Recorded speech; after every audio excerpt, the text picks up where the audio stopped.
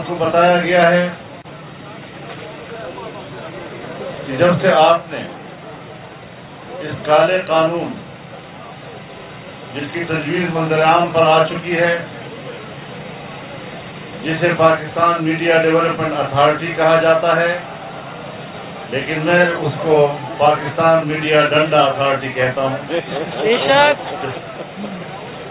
جو میڈیا کا گلا گھونٹنے کے لیے اور اس کی آزادی کو سلب کرنے کے لیے، میں یہ سمجھتا ہوں اور میرا تجربہ ہے کہ دنیا میں جہاں جمہوریت ہے وہاں صحافت ہے، صحافت اور جمہوریت ایک دوسرے سے وابستہ ہیں۔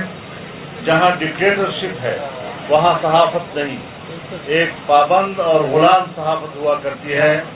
جہاں بادشاہتیں ہوتی ہیں وہاں صحافت ان کی مرضی کے مطابق چلتی ہے۔ تو اسی طریقے سے پاکستان میں بھی آمرانہ ذہنیت جو ملک پر حکومت کرتی ہے وہ سب سے پہلے میڈیا کا گلا گھونٹتی ہے تاکہ عوام کی آواز منظر عام پر نہ آ سکے۔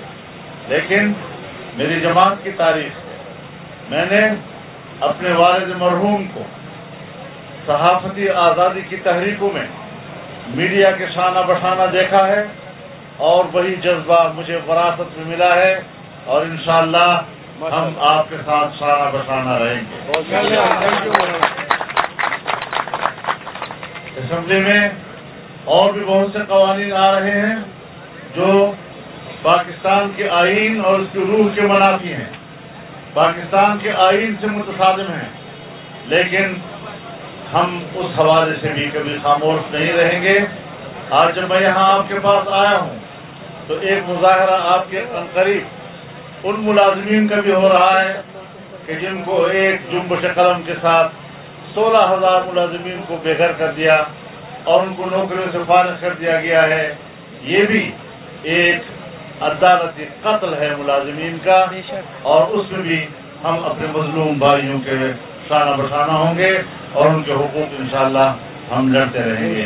مجھے یقین ہے کہ ایک متوازن اور معتدل اور حق گو میڈیا پاکستان میں موجود رہے گا، اور ہم ایک ساتھ انشاءاللہ آگے کی طرف بڑھیں گے تاکہ ملک میں جمہوریت کو فروغ ملے، جمہوری ماحول بنے اور آمرانہ ذہنیت جو ہے وہ پسپا ہو جائے۔ بہت شکریہ فرماتا۔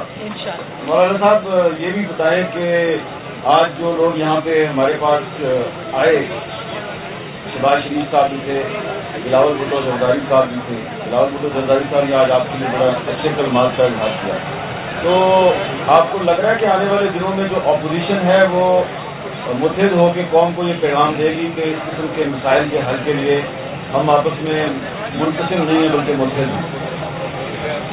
دیکھیے، ہزار اختلاف کے باوجود ملک میں بہت سی چیزیں ہوتی ہیں جس کو مشترکات کہا جاتا ہے۔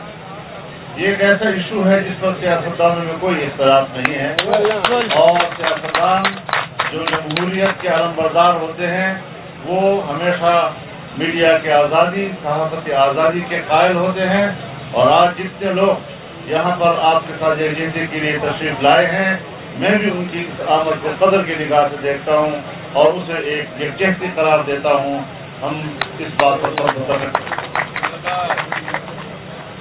مولانا صاحب، اس وقت جو ملک کی مجموعی صورتحال ہے اس کے حوالے سے بتائیں کہ کافی عرصے سے ہم سن رہے ہیں کہ آپ بھی ہماری طرح کوئی دھرنا دیں گے۔ آپ نے دھرنے تو ویسے بہت دیے ہیں لیکن اسلام آباد میں نہیں کیا، تو کیا وہ اعلان جو ہے وہ بھی آپ کا قائم ہے؟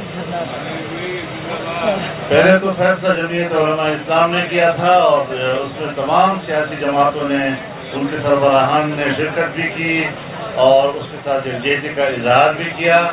اس وقت بھی ہمارے عزائم میں اسلام آباد کی طرف ایک بھرپور مارچ زیر تجویز ہے، اور انشاءاللہ ہم یقین رکھتے ہیں کہ یہ روح عمل ہوگا۔